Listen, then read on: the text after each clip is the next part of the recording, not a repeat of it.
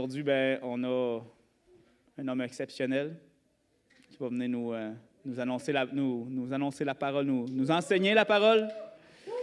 C'est le grand homme Bertrand Bouchard, que nous aimons vraiment de tout notre cœur. Alors, vraiment une main d'applaudissement pour lui, qu'on l'accueille avec joie et amour.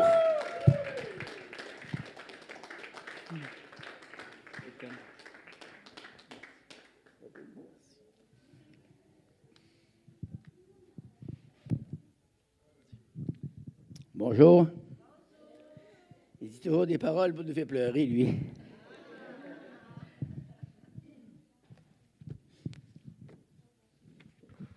En as-tu qui ont senti la présence de Dieu matin? Amen. Hallelujah. Savez-vous que le diable est un menteur? Jésus est la vérité. Hallelujah. Ce matin, c'est pas un matin comme les autres. Parce que Jésus est ici. Jésus est ici.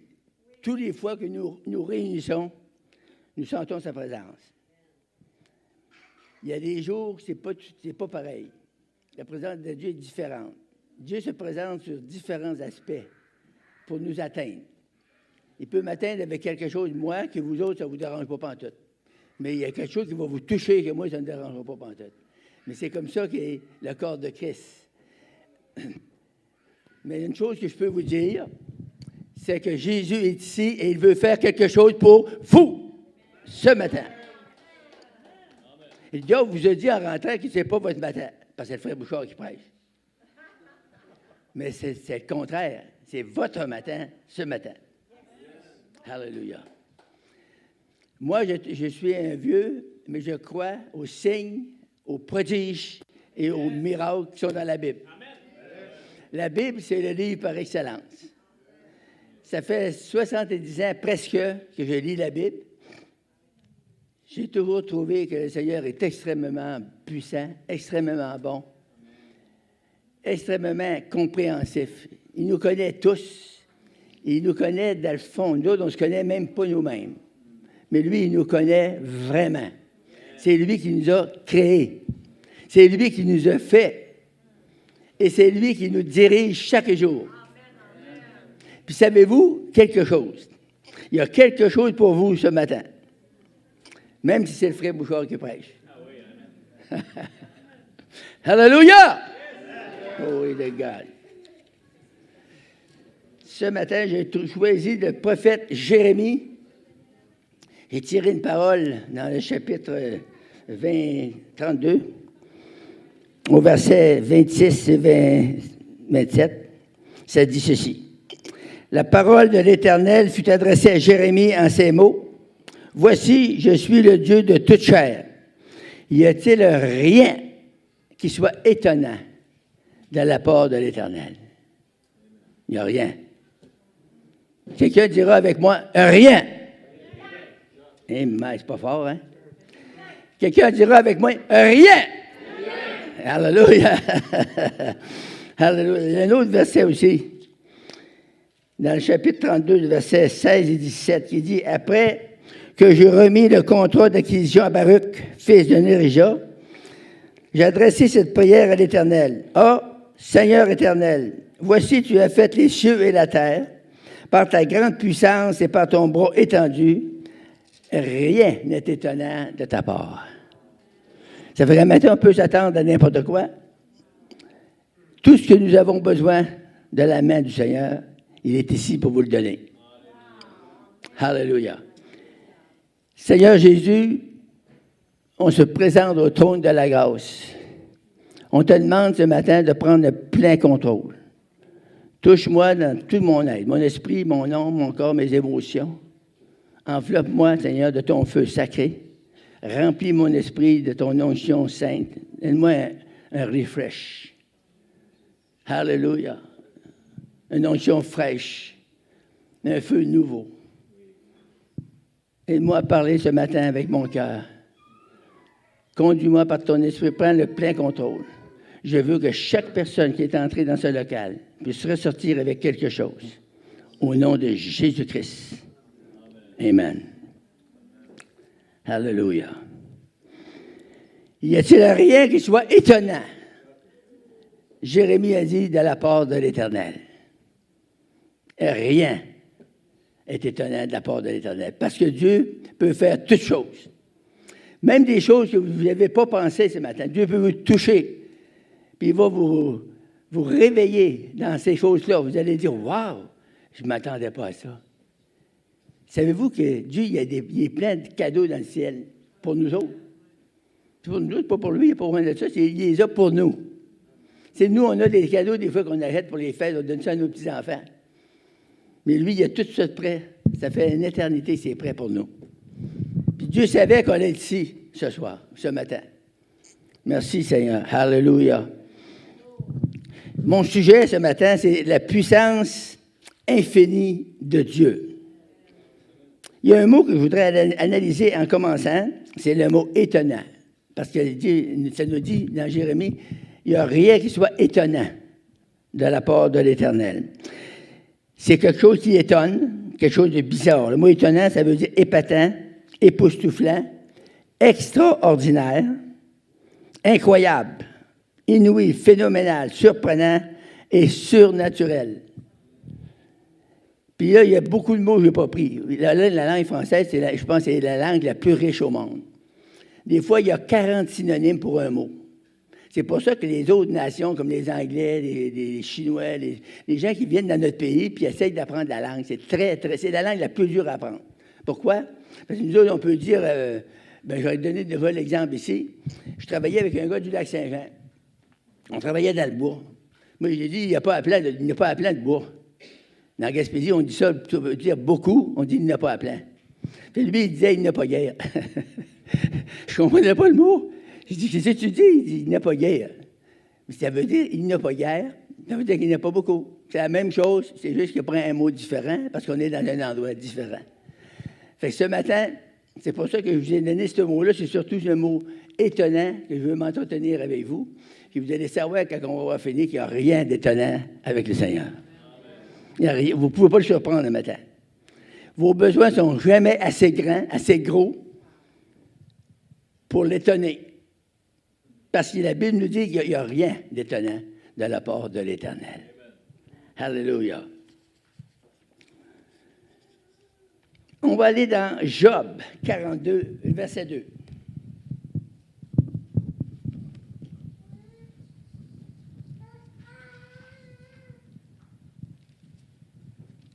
Amen. Merci Seigneur. Job 42, 2. Ça dit ceci. Job répondit à l'Éternel et dit, « Je reconnais que tu peux tout et que rien ne s'oppose à toi. » Il n'y a rien qui peut s'opposer à Dieu. Et il voulait lire aussi, avant de commencer, peut-être une écriture que j'ai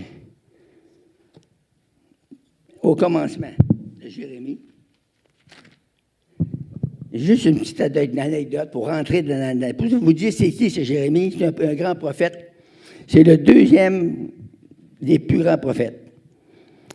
Ce livre est intitulé à Jérémie, ce qui veut dire « élevé par Dieu ». C'est le petit Jérémie, ça ici, le matin, il dirait « Hey, c'est moi! » Le nom, le plus jeune prophète qui exerçait un ministère de près de 40 ans, qui était prophète, il prophétisait pendant les règnes des plusieurs rois, entre autres Josias. Sa mission prophétique eut lieu pendant la période la plus troublée en Israël. Le peuple d'Israël était opprimé par les Philistins, les Sidoniens et beaucoup d'autres nations. Et c'est avec un parcours jalonné de plaintes légitimes. Si vous trouverez ça au chapitre 11, versets 18 à 12, 26. Jérémie est un prophète qui a prophétisé pendant 40 ans. Ça fait 40 ans de ministère. Dans le livre de Jérémie, vous allez trouver 52 chapitres. Le livre d'Ésaïe, c'est le plus long, qui a 66 chapitres. Ézéchiel a 48 chapitres et Daniel en a 12. On les appelle les grands prophètes parce que c'est eux qui ont prophétisé le plus, qui ont couvert le plus dans le cours des années. Après ça, il y a 12 petits prophètes, mais on ne touche pas à ça. C'est juste pour vous dire que ces grands prophètes-là sont ensemble Puis comme Isaïe, il a prophétisé 66 chapitres, c'est quelque chose, là. C'est beaucoup épais, il y a beaucoup de prophéties, de langage spirituel que ces gens-là ont donné pour notre service, pour nous autres aujourd'hui. Nous autres, on n'est plus sous la loi, on est sous la grâce. Fait que, mais il y a des choses dans l'Ancien Testament qui sont extraordinaires. Moi, là, des fois, je m'assieds, je coupe. Je ne suis pas un gars qui coupe bien parce que je lis la Bible d'un couvert à l'autre. Toute la Bible est vraie, mais toute bonne. Il y a des affaires, c'est écrit pour les enfants d'Israël, mais les enfants d'Israël puis l'Église, ça ressemble pas mal, sauf que nous autres, on est sous la grâce. Christ nous a rachetés de la loi. On n'est plus sous la loi, mais on est sous la grâce. Mais à part de ça, les promesses de Dieu qui sont là sont bonnes pour nous autres aussi. Si vous prenez une promesse de l'Ancien Testament, c'est aussi bonne que celle-là du Nouveau Testament. Parce que l'Ancien Testament nous annonce le Nouveau, puis le Nouveau confirme l'Ancien. C'est aussi simple que ça. On marche dans la présence de Dieu, dans la simplicité. Puis la Bible, c'est simple. C'est ça que j'aime, c'est quelque chose de simple. C'est pas un livre compliqué. Puis le monde dit, c'est compliqué, c'est compliqué. C'est compliqué parce qu'il y a des gens qui compliquent ça. Les gens disent des choses religieuses qui ne sont pas écrites dans la Bible. Mais quand on lit la Bible personnellement, on ne mêle pas ça avec la religion. Ça n'a pas aucun rapport. La Bible, ce n'est pas religieux, c'est un livre vivant. C'est la parole de Dieu. C'est une parole éternelle. C'est une parole puissante. C'est quelque chose qui va venir nous chercher dans le fond de nos tripes. Ça va venir nous chercher dans notre cœur, dans notre esprit, dans notre âme. Ça va nous envelopper. C'est une présence surnaturelle. Hallelujah. Oh, yashanda. Oh, hallelujah. Merci, Jésus. Je sens ta présence le matin. Depuis que je suis rentré ici, Dieu veut faire quelque chose. Dieu vous aime. Dieu nous aime. L'amour de Dieu, c'est extraordinaire, ça se répand, même qu'on ne mérite pas ça, mais il nous le fait quand même. Il nous le donne, il nous fait des cadeaux. Alléluia. Merci, Jésus. Merci, Jésus. Bon, on va lire dans Psaume 115, verset 3.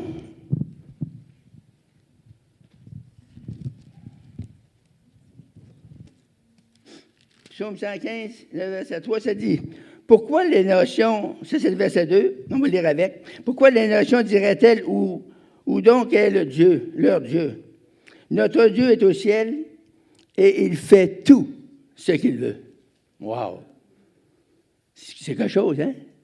C'est des versets de la Bible, là, si vous pouvez les saisir. C'est plein de grâce, c'est plein d'amour pour chacun de nous. Dieu est au ciel, il fait tout ce qu'il veut. Mais qu'est-ce qu'il veut? Pour l'Église, pour nous, il veut nous bénir.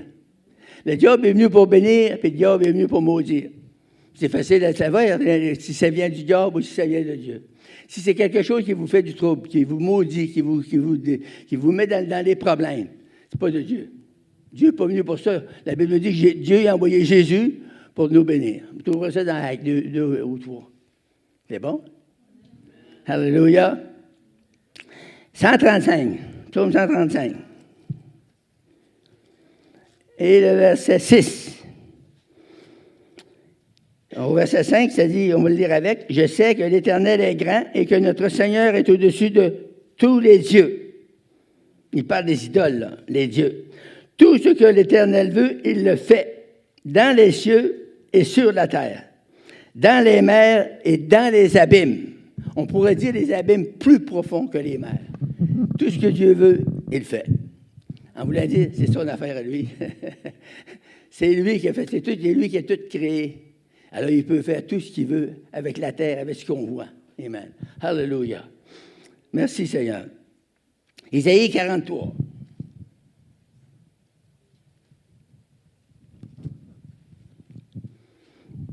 « 43, 13.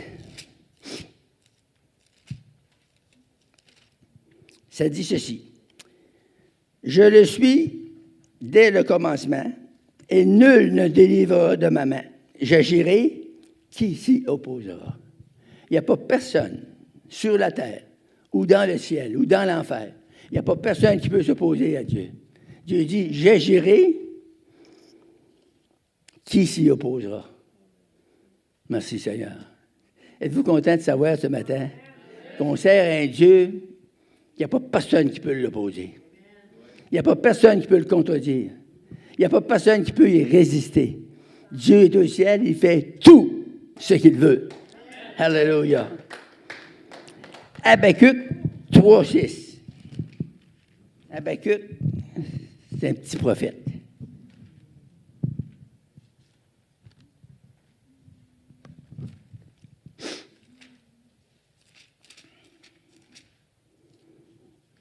Habakkuk, chapitre 3, verset 6. Il s'arrête et de l'œil, il mesure la terre.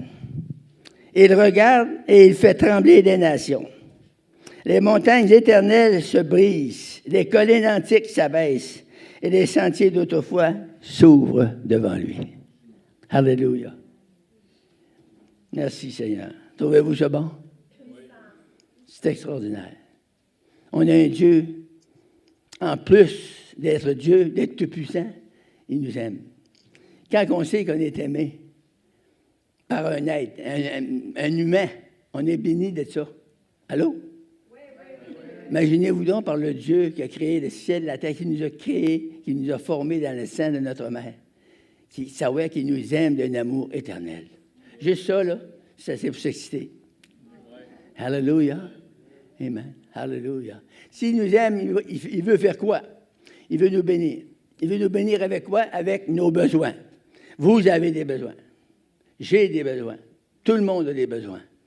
Dieu veut nous rencontrer dans nos besoins. Puis ça peut être une petite assemblée comme celle-là. Moi, je pensais qu'un matin, je rêve en couleur des fois, je pensais que ça va être bien plein un matin. Mais non, c'est presque vide. Mais je suis béni quand même. Alléluia. J'ai senti la présence de Dieu tout à l'heure. Il m'a passé un courant électrique, là. Dieu veut nous toucher. Dieu veut nous rencontrer. Pourquoi? Parce qu'il nous aime. Son plaisir, c'est de donner. Il veut donner. Il nous a donné la vie éternelle. Il nous a donné Jésus.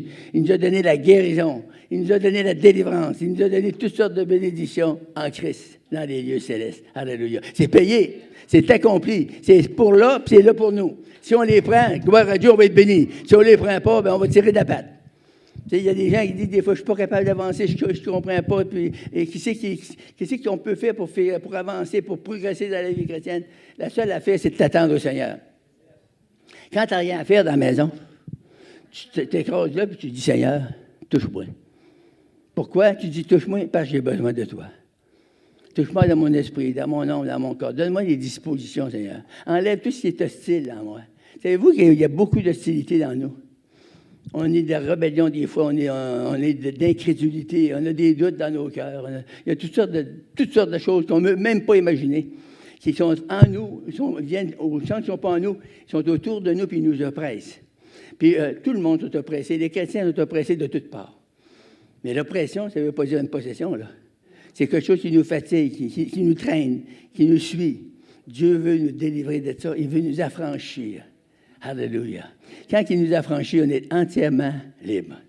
Quand on est entièrement libre, on peut rentrer. C'est pour ça qu'il dit rentrer dans ses parvis avec des louanges, avec des cris de joie.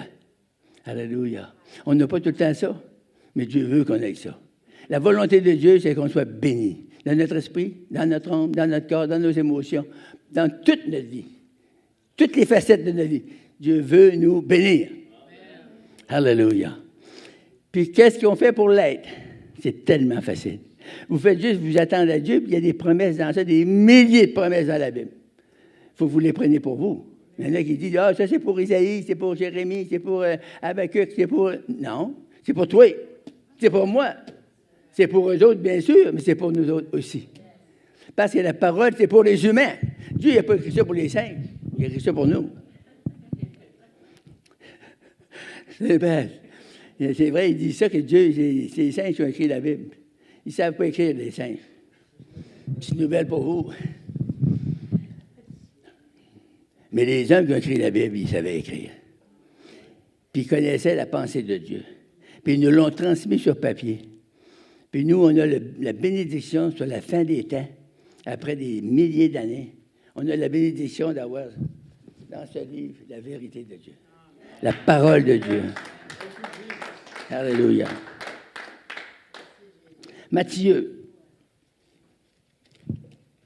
S'il y a quelqu'un qui s'appelle Matthieu, c'est pas toi que je parle, c'est l'autre Matthieu dans la Bible. Matthieu 14, 30. Non, il y a un autre à 27. Matthieu 19, 26.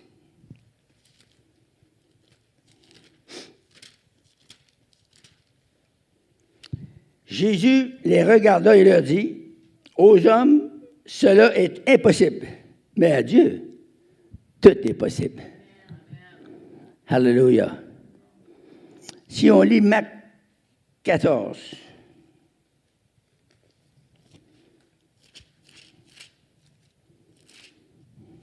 et le verset 36, 14, 36, ça dit ceci. Il disait, « Abba, Père, toutes choses te sont possibles, éloigne de moi cette coupe. Toutefois, non pas ce que je veux, mais ce que tu veux. » Si ce qu'il lui veut, c'est correct. Mais s'il lui veut pas, il faut s'en obtenir. Il faut s'en détourner. Amen? Luc 1.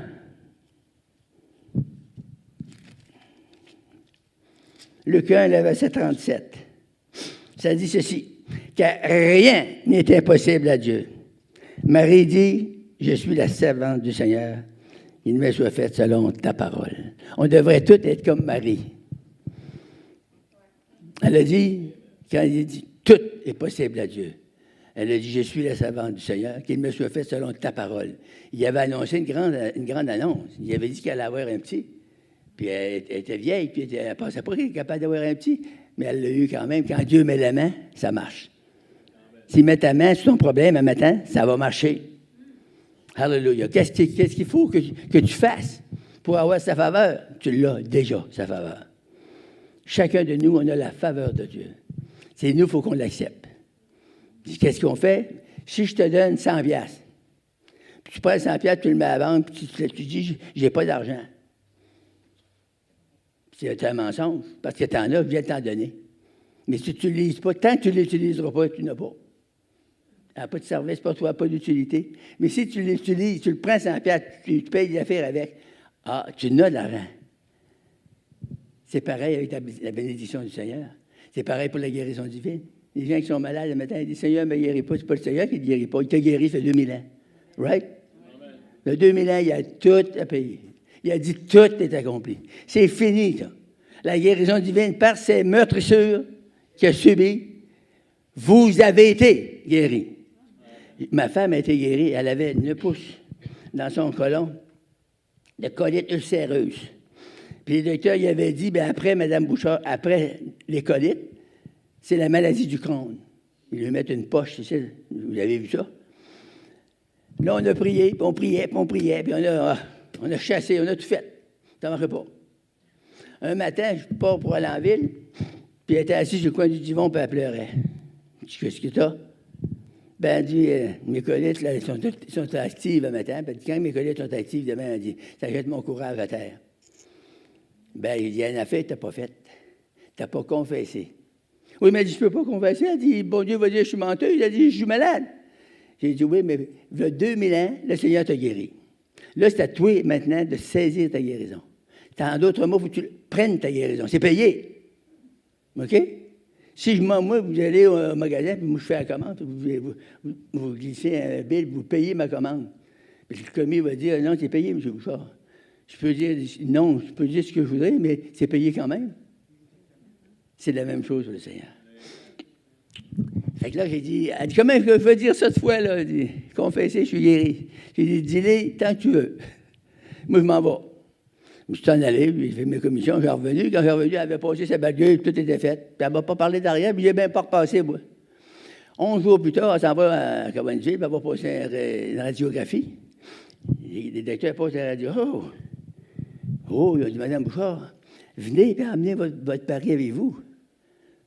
Aline a dit, il doit y avoir de quoi. Elle dit, il veut que tu viennes. Puis j'arrive, je rentre là. Puis, qu'est-ce qu'il y a? Fait que là, j'ai dit, vous avez plus pantoute, votre côlon, il est parfait. Jésus, il a mis sa main dans la nuit sur son côlon, puis la guérison est entrée dans son côlon. C'est ça. C'est ça, la guérison. C'est ça. Fait que, vois-tu, c'était 2000 ans, c'était payé, mais elle ne savait pas, là. Parce qu'on pense toujours que c'est à venir, puis c'est à venir. C'est pas à venir, c'est déjà arrivé. Il faut qu'on l'accepte, qu'on reçoive la guérison, qu'on reçoive la délivrance, qu'on reçoive une touche surnaturelle. Dites à vous un matin, moi, un matin, c'est mon matin. Alléluia. Oh, glory, hallelujah. Rabababa shanda, hallelujah. Dieu veut, Dieu peut. Amen. Dieu, il a tout à son pouvoir de nous toucher dans nos besoins respectifs. Sa volonté, c'est qu'on soit 100% guéri.